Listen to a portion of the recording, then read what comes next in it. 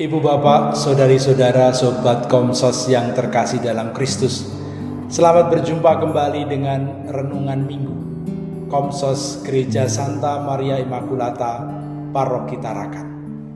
Hari ini kita memasuki minggu biasa yang kelima tahun B. Bacaan yang akan kita renungkan diambil dari Injil Markus bab 1 ayat 29 sampai dengan 39. Bacaan hari ini merupakan kelanjutan dari bacaan minggu yang lalu. Kalau minggu yang lalu Yesus berkhotbah, mengajar di sinagoga, dan dia juga mengusir roh jahat yang ada di sinagoga yang memasuki seseorang. Setelah selesai ibadat di sinagoga, dia pulang ke rumah ibu mertua Simon Petrus. Mungkin ingin sarapan. Tapi ketika mereka masuk ke rumah, ibu mertua Simon sedang terbaring sakit. Yesus pun kemudian mendatangi wanita itu dan menyembuhkan sakit demamnya. Wanita itu kemudian bangun dan mulai melayani mereka. Sesudah itu, orang dari mana-mana datang untuk berjumpa dengan Yesus, mendengarkan pengajarannya, dan juga untuk disembuhkan. Yesus sungguh-sungguh membawa kabar gembira bagi orang-orang di Kapernaum dan sekitarnya. Banyak orang yang kerasukan roh-roh jahat disembuhkan. Mereka yang hidupnya kacau, tidak teratur, dipulihkan kembali, diatur kembali. Mereka yang selama ini mengalami kekeringan rohani, oleh Yesus diberi pengajaran, diberi nasihat, dan mereka menemukan kekuatan baru untuk melanjutkan hidup mereka. Yesus sungguh-sungguh menjawab apa yang menjadi damba hati banyak orang di Kapernaum dan sekitarnya pada waktu itu. Dia sungguh-sungguh yang diharapkan akan memperbaharui kehidupan banyak orang. Namun demikian, dikisahkan pagi-pagi buta, Yesus sudah bangun, pergi ke tempat yang sunyi dan berdoa di sana. Nampaknya Yesus sudah merasa bahwa dia akan dicari oleh banyak orang di Kapernaum. Bahkan ada kemungkinan mereka akan menahan dia supaya dia tidak pergi. Ini kalau menurut hitungan bisnis adalah sebuah kesempatan bagi Yesus membuka pasar baru. Kalau dia membuka praktek pengobatan, praktek penyembuhan di Kapernaum, orang-orang akan banyak datang ke sana. Tetangga Yesus pasti akan membuka penginapan. Orang yang lainnya akan membuka restoran. Orang lain lagi akan membuka tempat parkir, dan sebagainya dan sebagainya.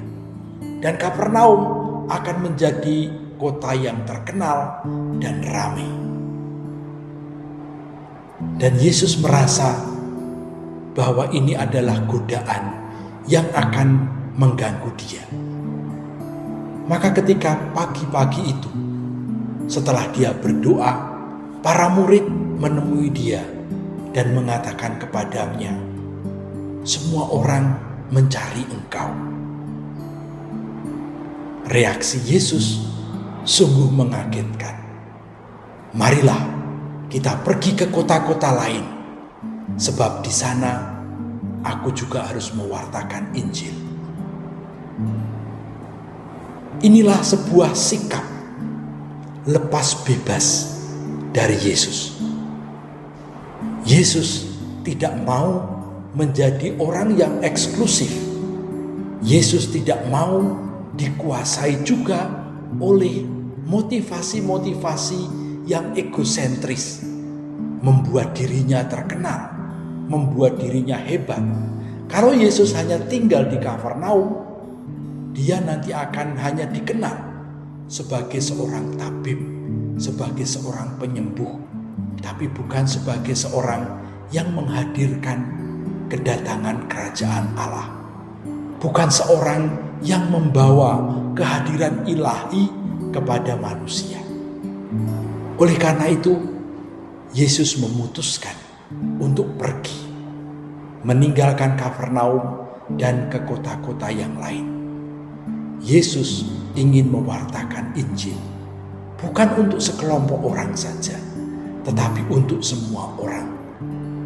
Yesus ingin kabar gembira didengarkan juga oleh banyak orang di segala tempat. Ibu bapak, saudari-saudara yang terkasih, dua hal yang boleh kita renungkan melalui bacaan ini.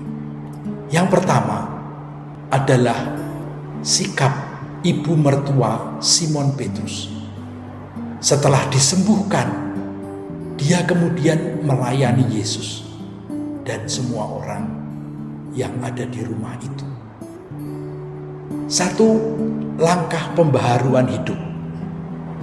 Ibu Simon diberi kesempatan baru untuk berbuat lebih banyak. Dengan disembuhkan, dia kemudian mau melayani. Kalau kita habis disembuhkan oleh Yesus, kalau kita habis dipulihkan oleh Yesus, hidup kita berkat Yesus lebih teratur lagi. Beranikah kita juga mempersembahkan hidup itu untuk melayani orang lain, untuk membantu orang lain, seperti ibu mertua Simon. Yang kedua, ini menjadi tantangan bagi setiap orang yang ingin melayani. Apakah kita mempunyai sikap seperti Yesus yang terbuka terhadap tempat-tempat lain? Yesus tidak mau terkenal di satu tempat saja. Dia ingin mewartakan Injil ke segala tempat. Dia ingin membawa keselamatan kepada semua orang. Apakah pelayanan yang kita berikan hanya untuk membuat kita sendiri terkenal, atau untuk menghadirkan cinta kasih Allah, kerajaan Allah?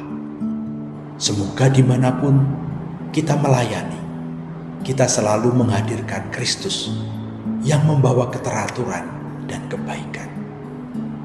Kemuliaan kepada Bapa dan Putra dan Roh Kudus, seperti pada permulaan, sekarang, selalu, dan sepanjang segala abad.